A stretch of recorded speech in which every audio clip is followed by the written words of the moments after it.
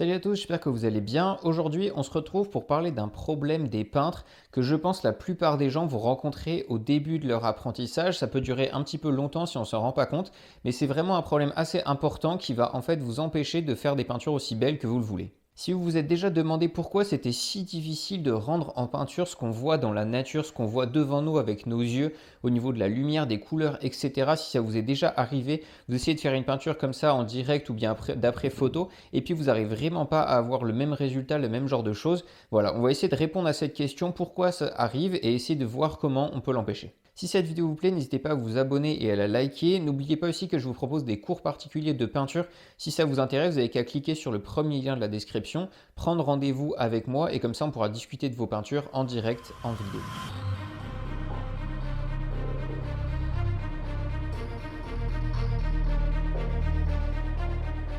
Le premier point très important à comprendre, c'est que les yeux humains sont super adaptables.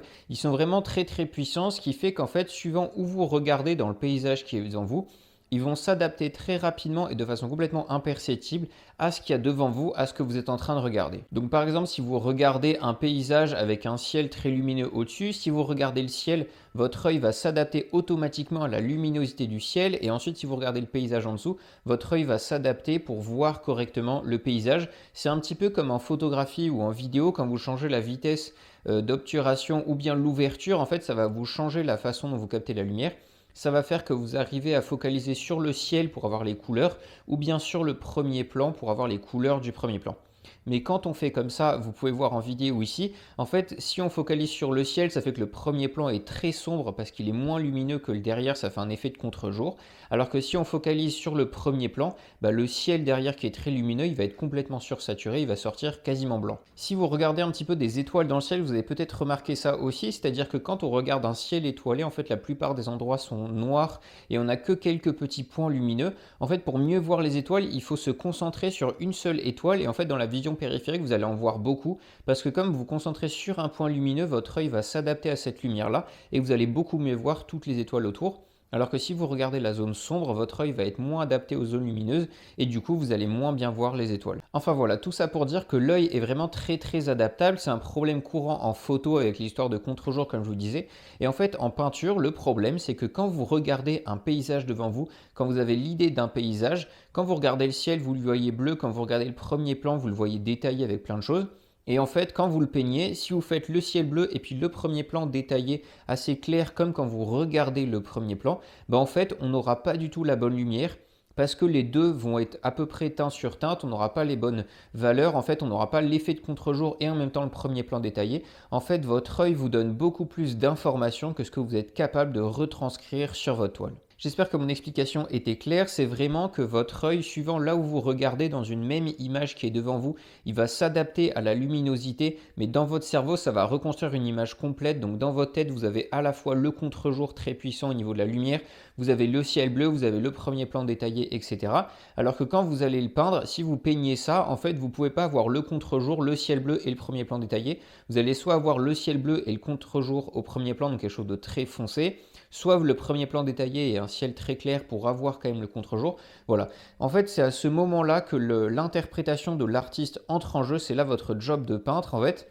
C'est que comme vous avez trop d'informations dans votre champ de vision pour pouvoir les mettre en peinture, c'est là qu'il faut intervenir, en fait, en faisant un choix et en jugeant ce que vous voulez retranscrire dans votre peinture au niveau des émotions et du sujet réellement. Par exemple, si on reprend notre paysage avec un premier plan en contre-jour avec le ciel, si votre objectif c'est de montrer le premier plan, il faut pouvoir le détailler. Donc vous allez faire quelque chose d'assez clair, d'assez contrasté au premier plan avec pas mal de détails. Donc le ciel va vraiment être extrêmement clair pour garder ce contre-jour. A l'inverse, si votre but c'est de faire, je sais pas, un coucher de soleil dans le ciel ou bien des jolis nuages, le premier plan vous le faites très foncé et vous allez apporter plus de nuances dans la partie du ciel. Ça, c'est la méthode en faisant des choix. Si vous voulez une méthode sans choix, c'est la prochaine vidéo que je vous ferai du coup vendredi prochain sur essayer de faire des contre-jours de couleurs. La deuxième façon qu'a votre œil de vous piéger pour le peintre et ce qui vous empêche de vraiment réussir vos peintures, c'est que votre œil, quand il voit quelque chose, il va retranscrire l'image à votre cerveau et votre cerveau, en fait, par habitude de tout ce que vous avez déjà vu, va en fait poser un nom sur chacune des zones de l'image que vous êtes en train de voir. C'est-à-dire que si vous voyez par exemple un paysage avec de l'herbe et un ciel, automatiquement, par habitude, en fait, c'est quelque chose de très très fort, les habitudes. On peut le voir dans toute notre vie, mais nos yeux aussi ont des habitudes. Ce qui fait que si vous voyez de l'herbe au premier plan, bah, votre cerveau va dire que l'herbe, elle est verte. Et puis le ciel, il est complètement bleu. Avec la même chose avec de la mer, ça va être bleu. Un ciel de coucher de soleil, ça va être orange, etc. Et ça, en fait, cette labellisation des zones de votre image par votre cerveau, c'est très dangereux parce qu'en fait, ça vous empêche de voir les subtilités des couleurs et les différentes zones imbriquées les unes dans les autres. Si vous ne faites pas attention à regarder très finement, à développer votre sens de l'observation quand vous faites une peinture comme ça, que ce soit d'après photo ou bien en plein air, et bien en fait, comme votre cerveau aura dit que l'herbe était verte, vous allez la peindre verte et ça va faire quelque chose qui est moins nuancé, moins joli que si vous regardez très finement ce qui se passe avec des petites zones marron, des petites zones bleutées, une zone blanche à la lumière, une zone un peu plus jaune et en fait tout un jeu de couleurs très très complexe dans toutes les zones de votre peinture. Alors cette simplification n'est pas forcément mauvaise, en fait le cerveau peut nous aider à mieux analyser un paysage, à simplifier, donc c'est plus facile à peindre de faire juste des zones vertes, des zones bleues, etc. Et puis ensuite venir avec des détails dans un second temps. Mais il faut que ce soit vraiment choisi. Si simplement par habitude de votre cerveau, vous n'arrivez pas à voir les subtilités de votre paysage, ce sera compliqué de le rendre réaliste, de le rendre joli et puis de vous amuser vraiment avec, parce que votre cerveau vous aura coupé beaucoup d'informations en donnant des noms de couleurs en fait à chacune des zones. Et puis ensuite, un petit sous-problème qui vient avec ça, c'est que comme on a donné des noms de couleurs à chacune des autres, en fait, automatiquement, on a tendance à prendre la couleur qu'on a en tête. Quand on dit vert, on a souvent une couleur assez saturée. Quand on dit bleu, jaune, rouge, pareil, en tête, les premières couleurs qui nous viennent, c'est plutôt des couleurs primaires, vraiment très saturées, des couleurs qu'on avait quand on était enfant. Ce qui fait que si on ne fait pas attention, en fait, on va mettre ces couleurs naturellement sur notre peinture et elles sont beaucoup trop saturées. Si on prend l'exemple du vert, par exemple, on a peut-être en tête cette couleur vert émeraude là qu'on peut voir en pigment qui est hyper saturé. Ça, dans une peinture, je pense que je m'en suis jamais servi, à part peut-être pour faire les vêtements d'une personne. Ça, c'est une couleur très saturée. En fait, en peinture, pour s'en servir, on va vraiment la mélanger avec beaucoup de marron, du blanc, du bleu, voilà, pour la désaturer. Que ça fasse une teinte un petit peu verte, mais très très désaturée par rapport à ce qu'on a là. Et si on ne fait pas attention, comme notre cerveau a donné à l'herbe la couleur verte et que dans notre tête on a cette couleur-là, et ben on va faire une couleur qui est plus proche de ça que de la couleur réelle qu'on voit devant nous.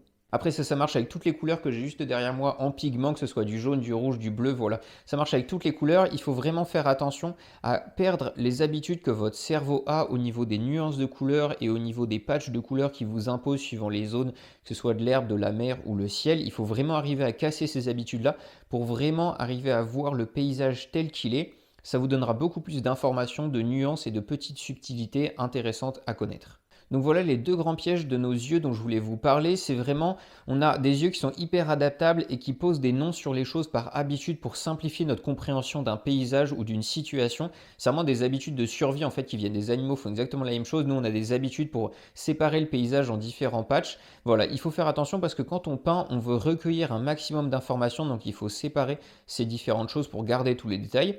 Et puis ce que je vous disais au début sur l'œil hyper adaptable, en fait quand vous regardez un paysage avec vos yeux, vous avez plus d'informations que ce que vous êtes capable de faire sur votre peinture. Donc il faut choisir, il faut hiérarchiser les choses de votre peinture. Pour ce qui est du contre-jour de couleur, c'est une méthode que j'essaye de mettre en place en ce moment pour pouvoir faire des paysages contrastés tout en gardant les détails du premier plan et les détails du ciel. Je vous en parlerai dans la prochaine vidéo, vendredi prochain. En attendant, portez-vous bien, peignez bien et à la prochaine.